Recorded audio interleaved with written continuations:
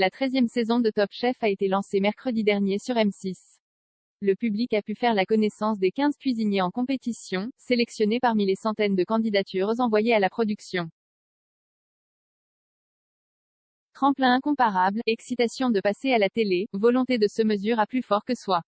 Mais pourquoi les candidats passent-ils le casting de l'émission? Courir dans tous les sens, transpirer à grosses gouttes, répondre à des questions tout en voyant le chronomètre tourner, se faire fracasser l'épaule par Philippe Etchebest. Il faut avoir les nerfs solides si l'on veut participer à Top Chef. Pourtant, cela n'effraie pas les centaines de personnes qui envoient leur CV à la production chaque année. Parmi elles, 15 sont parvenus à se qualifier pour la première étape de la saison la semaine dernière. Outre l'envie de rencontrer Stéphane Rothenberg, les motivations des uns et des autres ne sont pas toujours les mêmes. Allô maman, je passe à la télé. Contrairement à The Voice qui vient solliciter des talents croisés au détour d'un concert ou sur les réseaux sociaux, Top Chef ne repère pas les cuisiniers en vogue afin de leur demander de s'inscrire au concours. Il y a un tel bouche à oreille qu'ils savent bien quand se passent les castings. Ce ne sont que des candidatures spontanées, assure Florence Duhaillot, la productrice de l'émission. Oui, certains se disent qu'ils vont passer à la télé, concède Stéphane Rothenberg. Mais bizarrement, ceux qui viennent, ce ne sont pas tellement ceux qui pensent qu'ils vont tout écraser. Il y en a juste un ou deux, pourtant, avec 3,9 millions de fidèles l'an dernier, la célébrité acquise en quelques semaines grâce à l'audience du programme est fulgurante. C'est d'ailleurs peut-être pour cette raison que la majorité des 15 candidats sur la ligne de départ de cette édition sont à la tête de leur propre établissement, à l'instar de Lucie, Louise, Michael, Logan ou encore Ambroise. Ils avaient peut-être l'envie d'être là, de se montrer et de montrer leur cuisine au plus grand nombre, estime l'animateur de M6. Se faire juger par les plus grands. Pour la plupart des membres des brigades de Top Chef, la compétition sert d'abord à confronter sa cuisine à la vie de chefs professionnels, qu'il s'agisse des membres du jury ou des invités prestigieux, français ou internationaux.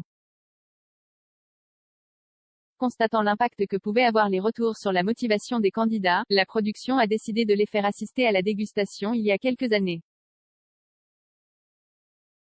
Quand il y a ce moment où vous avez des commentaires extraordinaires, ça vous change quelqu'un, souligne Stéphane Rothenberg. On se rend compte qu'ils ont besoin d'entendre ça puisque ce sont des compliments argumentés de pros qui jugent des pros.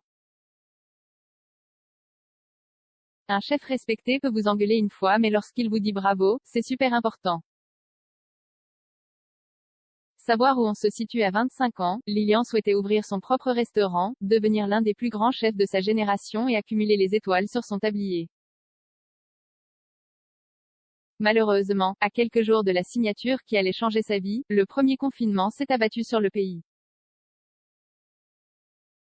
Pour subvenir à ses besoins, le jeune homme est devenu directeur d'un hypermarché et n'a pas touché à un couteau entre cet événement et son entrée dans le concours. Il y a des gens qui veulent savoir où ils en sont dans leur cuisine et aussi sur eux-mêmes, témoigne Philippe Etchebest, en citant notamment le nom de Lilian. Il se pose des questions. Cette année, on va le voir, c'est très révélateur. Comment je me situe, j'en suis où dans ce que je fais dans mon métier? Et ils ont besoin d'un jugement. Se confronter à la vie des professionnels et au niveau de 14 concurrents est l'occasion rêvée pour lui de trouver des raisons de s'atteler de nouveau au travail. Sortir de sa zone de confort comme on a pu le voir dans le premier épisode de la saison, les 15 candidats ont tous un univers très tranché, voire radical. C'est notamment le cas d'Ambroise qui a décidé de surprendre tout le monde en cuisinant un énorme silure pour se qualifier. Dans son resto, le cuisinier ne prépare que des poissons pêchés dans la Loire.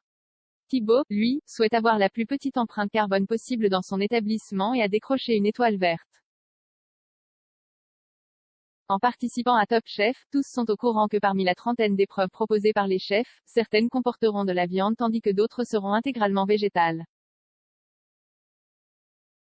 De quoi déstabiliser Lucie et sa cuisine très verte ou Michael pour qui, le gras, c'est la vie, comme ça avait pu être le cas l'an dernier avec la finaliste Sarah. On a des candidats qui disent, ça, je ne l'ai jamais fait. Ça, je n'ai pas envie de le faire, ça ne m'inspire pas, relate Stéphane Rothenberg. Pourtant, avec la pression du concours et des caméras, ils vont essayer de sortir de leur zone de confort.